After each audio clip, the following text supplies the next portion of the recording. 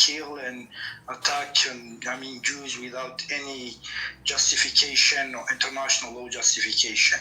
Kid you not, he was saying it with a straight face.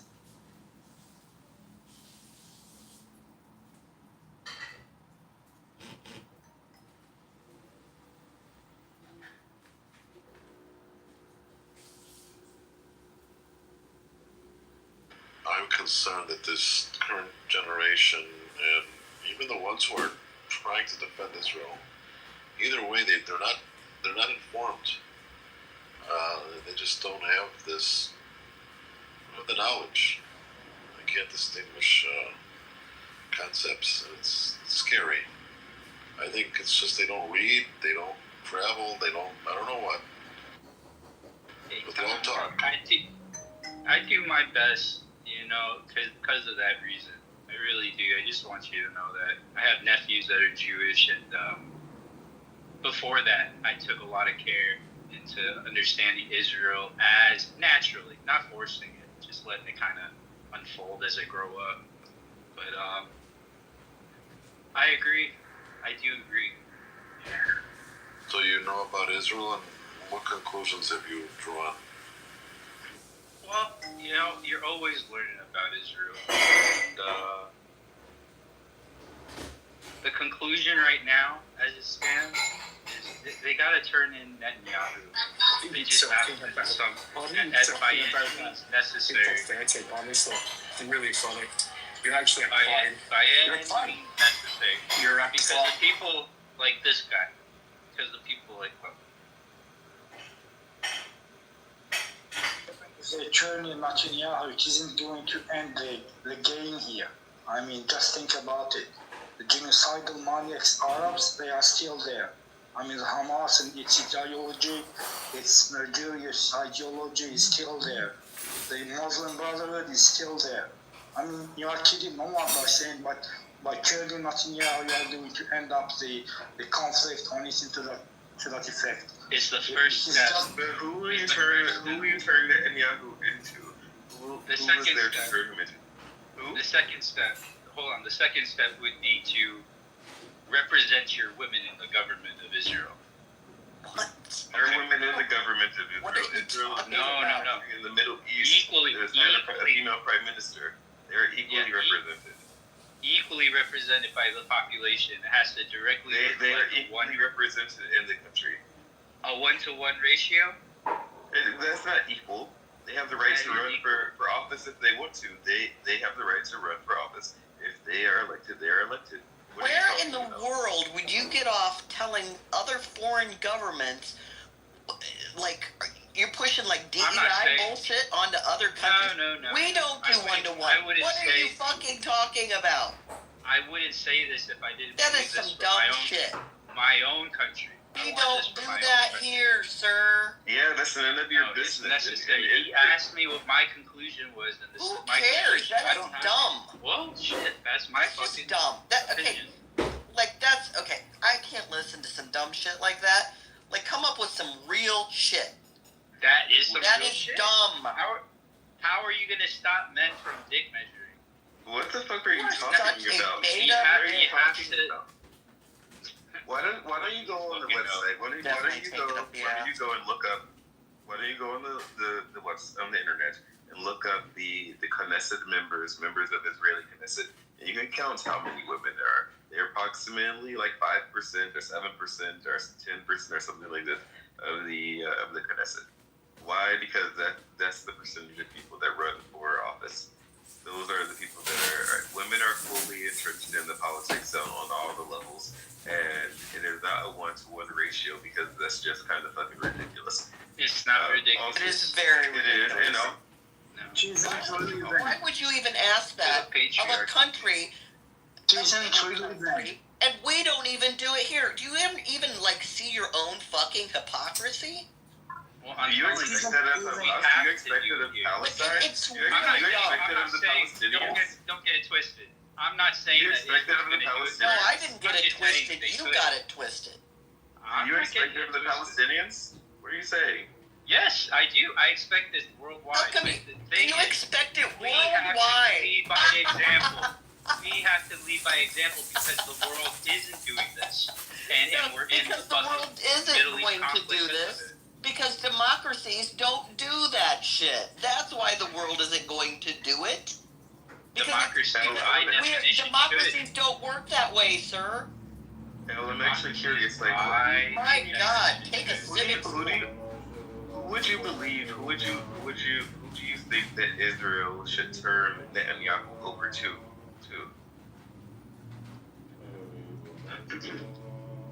I haven't. I mean, to the ICC court, right? What jurisdiction do they have? What jurisdiction do they have? Well, I haven't really thought this far. Yeah. So you're just saying jurisdiction. You haven't thought. I'm not just saying words. No, I haven't gotten this far. I don't know exactly who to turn him into. I haven't planned for ethnic cleansing like this. Maybe I should have. But I will research that. I don't know. Yeah, they don't have the jurisdiction to do shit. They can't take. That's why he hasn't been taken in. Yeah, I know. But if Israel, taken into where? Taken into where? Just comes down to this ultimate irony here about what the real issue is, that we all need to get along, right? I just figured I'd briefly, point that out. Maybe it's a bit cheesy, but we need to have that conversation, Absolutely. Thank you so much for your contribution there, Steve. Let's go to Frank. Frank, how are you? Would you like a fresh five, my friend? I would love a fresh five. It's all yours, baby. Okay, so two topics I want to address. One is I'm really excited about the new Paul Thomas Anderson movie also. And I think it's synchronous, whatever you want to say, that it's also coming out at the same time this month or first part of next month, that a new Thomas Pynchon novel is coming out also. And there's a lot of, I think, synergy between the narrative that Paul Thomas Anderson does and Thomas Pynchon. So I'm very excited about that. He's one of our real treasures as a writer in America. But I will also want to say I had to roll my eyes back into my socket after one of those last rants because, the whole idea of the left canceling versus the right canceling is just ridiculous. Charlie Kirk was a shithead, a fascist shithead. I mean, I'm not going to mince my words about it. And I have, he didn't want my empathy. He explicitly did not want my empathy. He explicitly endorsed gun violence. So I'm just going to say, have a nice day. I'm not going to have any empathy for him. And I'm not sorry about it. So that's my position on it. And, yeah. Looking forward to the new Thomas Pynchon novel. Why don't you double down publicly on that, Frank? I double down publicly on it all the time. Hey, my job is not contingent upon my free speech, so, yeah. Mountain, no crosstalk here, buddy. Sorry. That's rooms. I know that's acceptable. Yeah. We don't really do. Yeah, I'll just let you know I double down on it 24/7, so it's not a problem. Thank you for your contribution to the show. Frank, anything else? No, that's it. Just saying that, I also don't live in America, so it's kind of my perspective slightly different. I live in a country where if you spoke the way Charlie Kirk did, you'd be in jail. So, and I appreciate that about where I live. All right, there you go. Different strokes for different folks. Okay, let's go to Brad. Brad, would you like a fresh five, my friend? Reverend Scott, I don't recall if we've had David speak yet, or I don't remember. David did speak. Okay, thank you. Then it's Brad. Yeah. Yep. Oh, that is so unfortunate for the previous speaker. I love it when the left just fucking cast off and says they're grateful. I mean, imagine somebody on the right saying they were grateful that, I don't know, 2 senators in Minnesota got shot. I don't recall hearing that. I don't recall anybody actually hearing that. I did see a lot of people cheer and clap when Donald Trump was shot. And then there was a second one, and then scream about how inept you guys are with guns. So I'm glad to see that the left is now pro-gun, and they're all about it. And all the gun violence that they've been talking about, I'm going to point to the previous speaker and say, you were happy about it, so guess what? We don't need to have a discussion on gun violence. We don't have to have gun safety talks because most of you don't even know firearms to begin with. You probably shoot yourselves before you figured out how to actually pull a trigger. So that, like that pretty much wraps up that stupidity. And I'm glad that a previous speaker does not live in the United States, because I can probably safely assume that whatever twat waffle welfare nation you live from that exists solely on the benefit of the United States, because you probably can't do very much on your own without us, seems to be pretty much the plight of the world. Again, it sucks being on top. It sucks being number one. But Americans, we definitely own that role, and we definitely tell you who you're going to call daddy, and you bend over and let us have our way. With that, like a couple of other things. This hypocrisy about this is fascinating to me, because again, normally I would condemn it. So just like the person speaking about the previous speaker about the homeless encampments and screaming, Brian, kill me. You're absolutely fucking right. I thought it was disgusting. I even said so. I even said it in my conservative groups. We talked about it and said, oh, go fuck him. And he got bombarded with messages, not from the left, but from the right. He got bombarded with people from his own groups that were watching him. So they took him and told him, shut the fuck up, we don't like that. So it wasn't the left, it wasn't anything you did, it wasn't anything you said that had any impact on Kilmeade. It was his own people that checked him and put him back in line, which is the same thing that happened to Pan Bondi. It's the right that is putting people back in check because they're angry and they're swinging. Now, with the homeless encampments, what is ironic about this, what is fucking fascinating about this one, is that the landowner where the encampment was at, Habad, whatever, Usarif, or however you pronounce his name, actually a decent fucking guy. He's the owner of it. He was allowing the encampment there so that homeless people had a place to go ahead and live in Minnesota. And if you don't know anything about Minnesota, it gets fucking cold up there. And there isn't a lot of places where homeless people can go. And in fact, we have to round them up and put them in fucking places because the temperature drops below zero. So this owner was actually trying to help out and do some humanitarian good. He was doing something that many of you on the left just throw money at and want somebody else to fix the problem. This was the guy that was fixing the problem. Again, he has brass balls. I don't know where his votes were, but I'm proud to see somebody taking an active stance on an individual level, utilizing their own private capital and their own ingenuity to solve a problem and help homeless people. And he did that. But what you left off was the fact that A, there was a lot of drugs, there was different kinds of violence, and they had a massive amount of problems.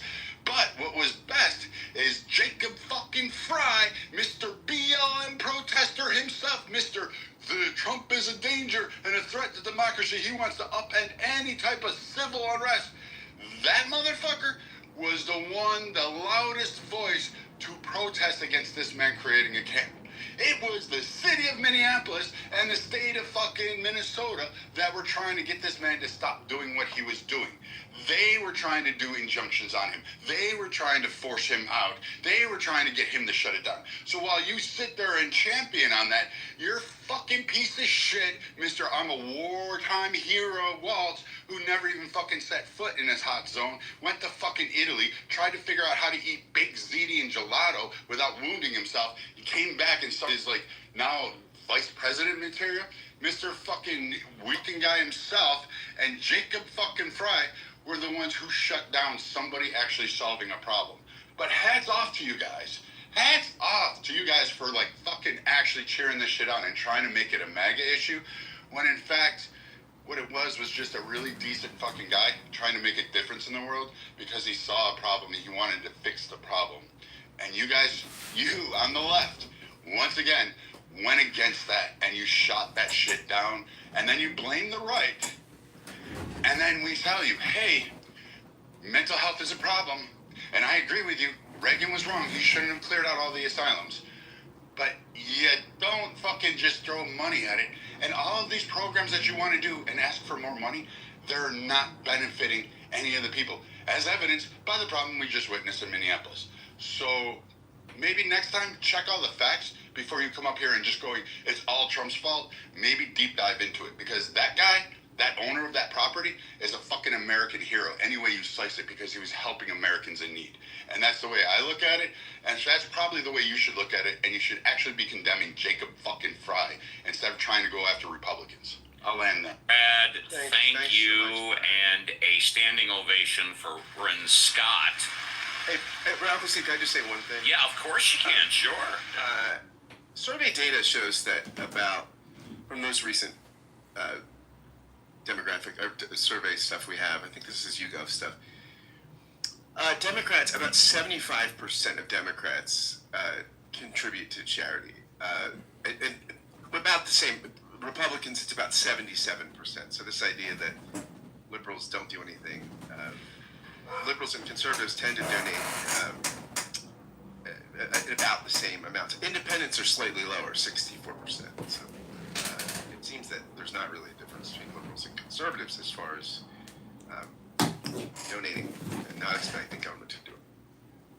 Reverend Scott, thank you so much for taking care of the ship while I was taking care of IRL stuff. We have two new moderators on stage, Cora and Lynn, and I want to go to them after I play a clip if they want their fresh fives. Also, if you're in the audience, we've got exactly 32 minutes left, and this sucker shuts down. So come on up and talk about anything you want. I want to play a short clip, and we'll get to the mods. I played this on the Critical Thinking After Party. I believe it's relevant to Jimmy, what we've been talking about, and Jimmy Kimmel being fired. Back a couple of decades ago, Larry Flint, publisher of Hustler magazine, was sued by Jerry Falwell, national pulpit leader believing in God, and he sued him not only for emotional stress, but basically wanted the magazine taken off the shelves. This is from The People versus Larry Flint, and it's Larry Flint's attorney Isaacman, arguing before the Supreme Court against This Is the Movie. So we'll play this, and then we'll see if our mods, both Cora and Lynn, want to talk about. Don't go away, and we'll be right back. I think this is on point to our discussion.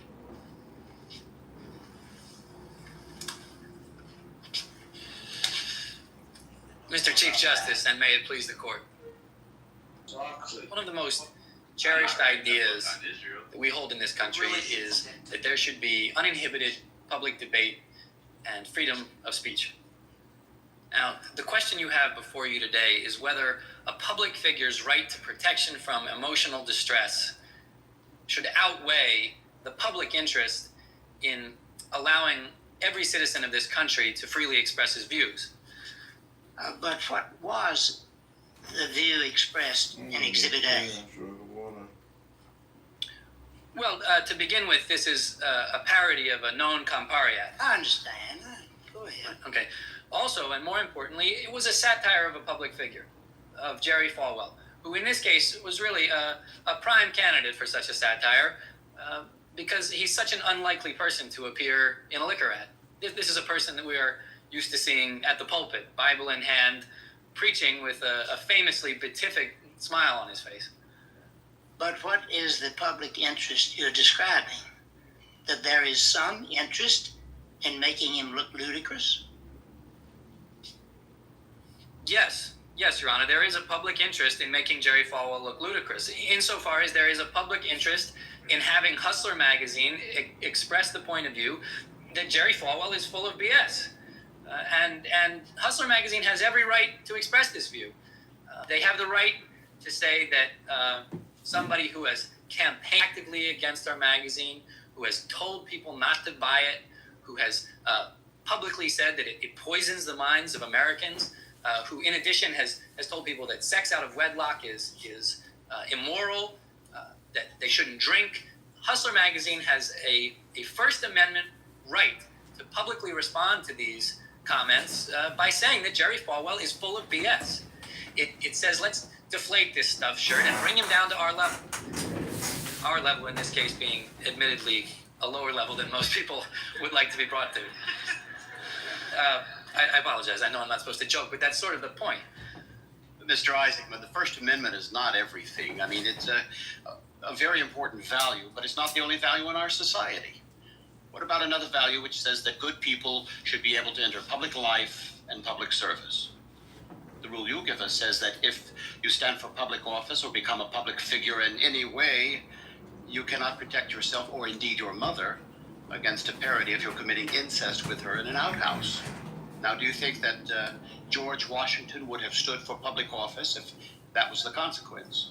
It's interesting that you mentioned George Washington, Justice Scalia, because very recently I saw a political cartoon that's over 200 years old. It depicts George Washington riding on a donkey, being led by a man, and the caption suggests that this man is leading an ass to Washington. I can handle that. I think George can handle that. But that's a far cry from committing incest with your mother in an outhouse. I mean, there's no line between the two?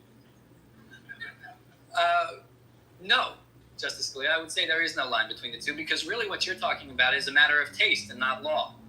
As you yourself said, I believe, in Pope versus Illinois, it's useless to argue about taste and even more useless to litigate. And that is the case here.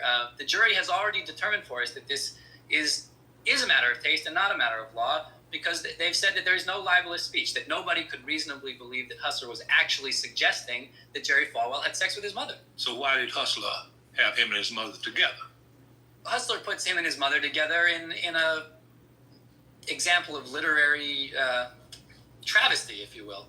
And what public purpose does this serve? Well, it serves the same public purpose as having Gary Trudeau say that Reagan has no brain or that George Bush is a wimp. It lets us look at public figures a little bit differently. We have a long tradition in this country of satiric commentary.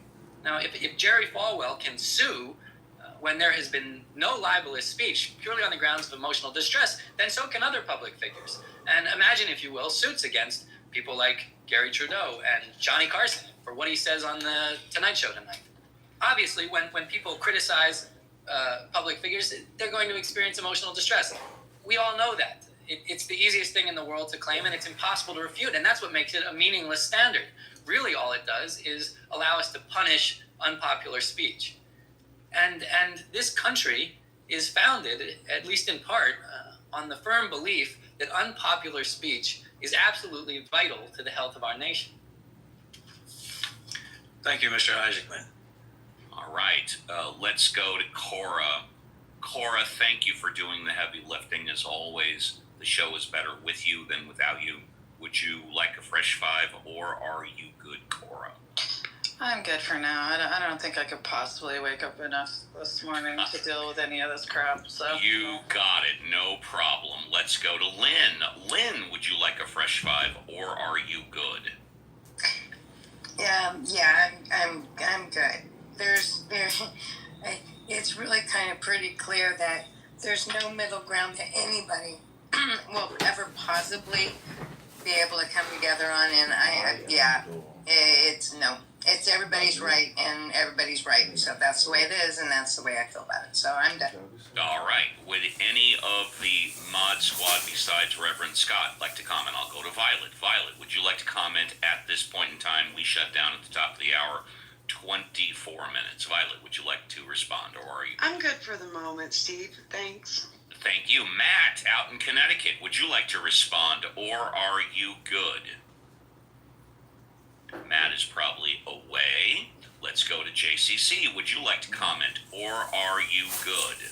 Yeah, I support free speech, and I don't think what happened to Jimmy Kimmel applies as free speech violation because it was said because of ratings and monetary reasons. So, and yes, he was employed. However, we're not aware of whether or not he violated the parameters of what they want him to keep him from saying and not saying, right? So I support free speech, especially when it does not incite violence among the public. So that's a good thing. So we got to protect our First Amendment rights. Thank you very much. Thank you. And if you're in the audience and want to come up, you got about 5 to 10 more minutes, and then it's going to become impossible because the show does have a hard stop, give or take, at 10 o'clock. Before we go to other speakers on stage, closing thoughts, burning desires, I heard Reverend Scott during his time talk about Kimmel either has or is going to file $1 billion lawsuit. Now, this is interesting because if indeed he has, or if he does, the first thing he will have to do is prove up his damages. Now, Jimmy Kimmel had a contract for $15 million a year. So, and that contract was scheduled to expire next year. So that would be, half of it, $7.5 million. Then, of course, it's